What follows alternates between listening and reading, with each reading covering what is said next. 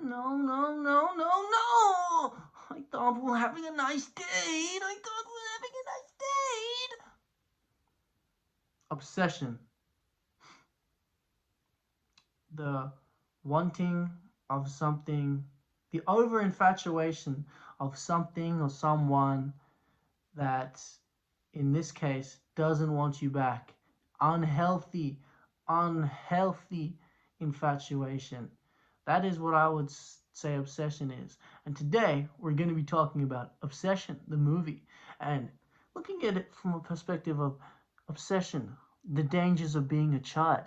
Because in fact, Bear, the main character of the movie, is a fat fucking chud, and I don't like him, and I was low key happy at everything bad that happened to him because he deserved it. He literally wished for it, like, and I felt bad for Nikki the entire time because she had no autonomy, like she had no choice in the matter.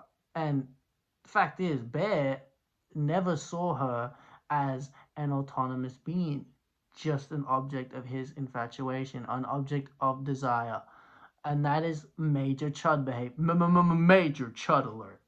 Now, obviously, there's gonna be some spoilers, but I'll try and not talk about the plot beats, but just the general what the movie is talking about, or what the movie's trying to say. It's a very good movie. You should see it. Low key, I'm a massive pussy when it comes to horror movies.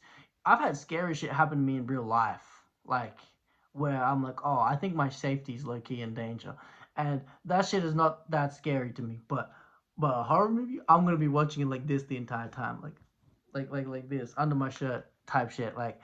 And this movie was very uncomfortable through and through, and Bear made me uncomfortable. It wasn't just when Nikki was like uh, acting a bit peculiar. Um, but let me just say the general premise. So, Mr. Chud is he's been infatuated with Nikki, obsessed, you could say, since high school, and it's now 7 years later.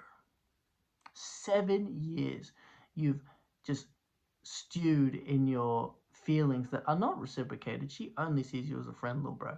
Uh, and you're a grown ass man, very grown, like very grown, and you're still doing this childish ass shit.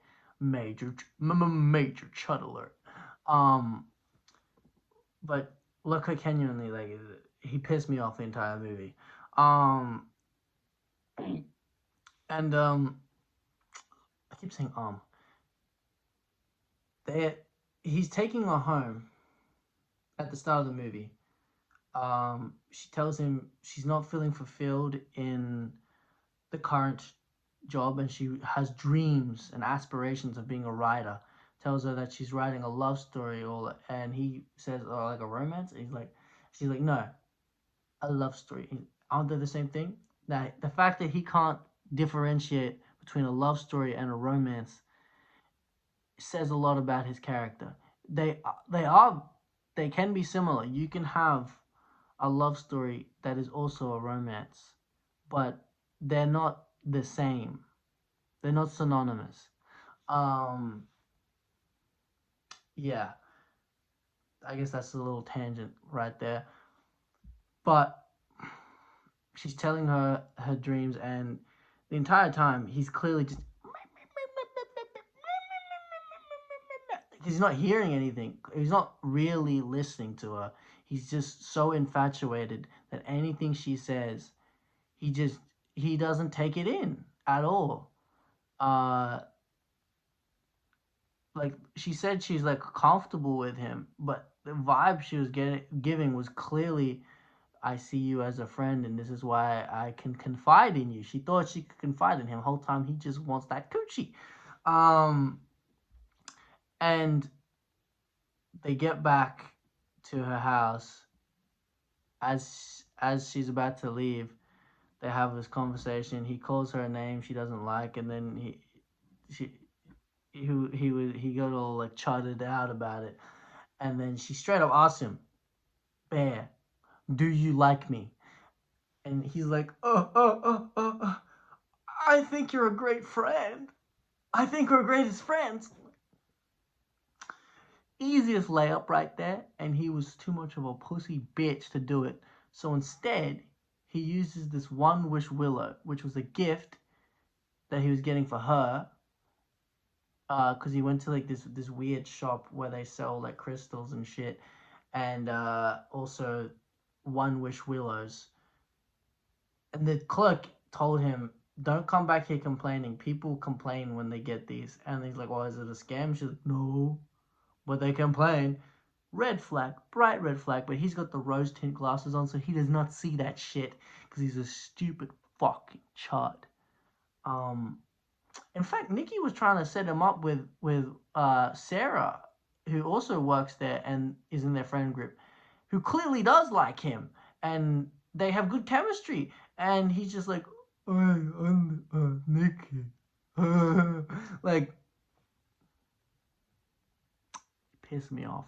And then like the little man child he is, when she walks in, because she's leaving like soon. She's leaving town soon so she can pursue her dreams.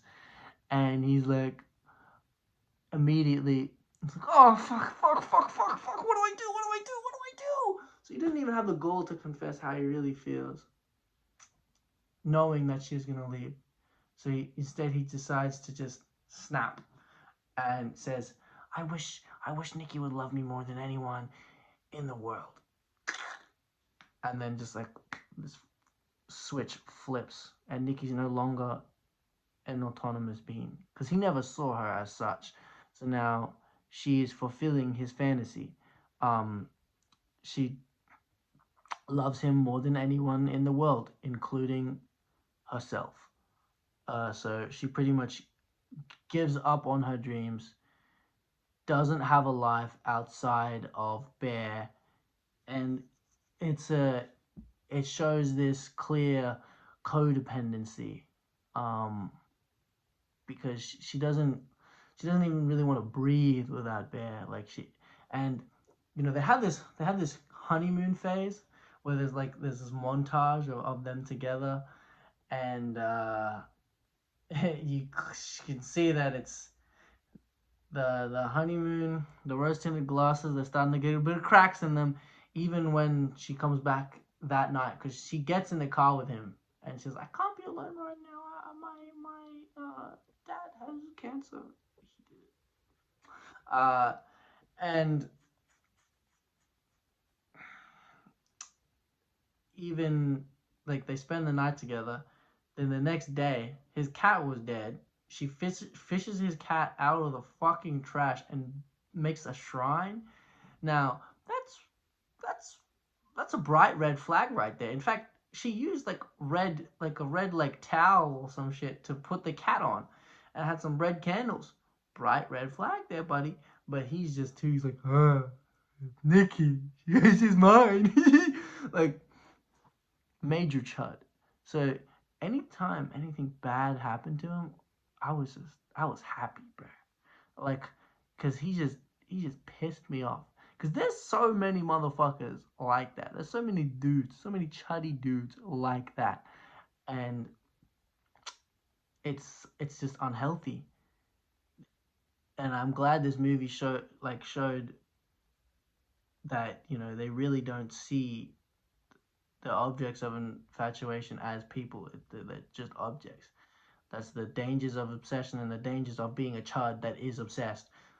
Uh, and the entire film, shit is just getting more and more derailed. The friend group is fracturing. Honestly, most of the friends suck, especially Ian. That guy fucking sucked.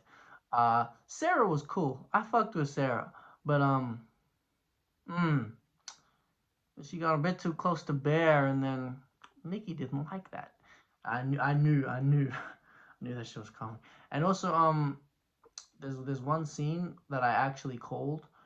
She makes Bear lunch in the morning, to go to work, and mm, she really didn't want him to go to work because she was like not rusted on, and she's like, I wish he could just stay here. She like duct tapes the entire door, but he still goes out.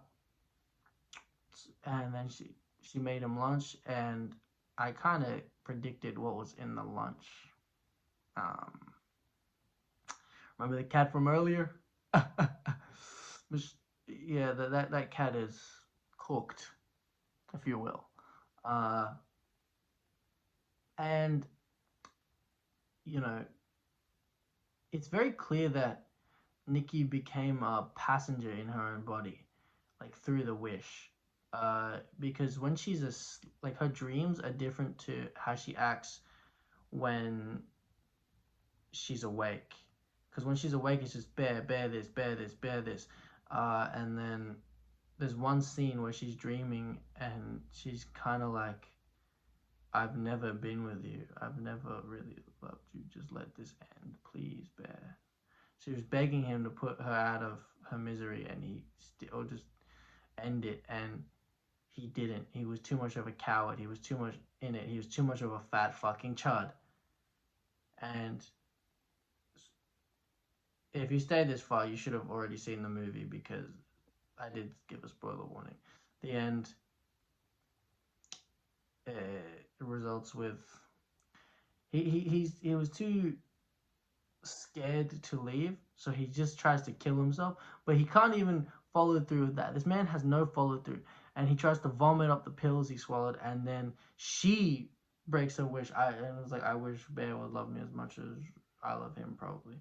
And then they have this like this moment where they're enveloped by each other, both of them equally, and then he fucking dies. He overdoses, and I was like, yes, this motherfucker is dead. Because he is responsible for everything bad that happens in this film. Most of the friend group dies. I think actually all the friend group dies. And it's all his fault. Everything is Bear's fault. Nothing is Nikki's fault. She did nothing wrong because she had no control. Because she literally became his fantasy, and fantasy is a fantasy. It's not fucking real. Um, so this was the dangers of being a chud. You might overdose on pills because you made a stupid fucking wish and got what you wanted, but it really wasn't what you expected because it was a fantasy. Dangers of being a chud. Don't be a chud, everyone. Signing off.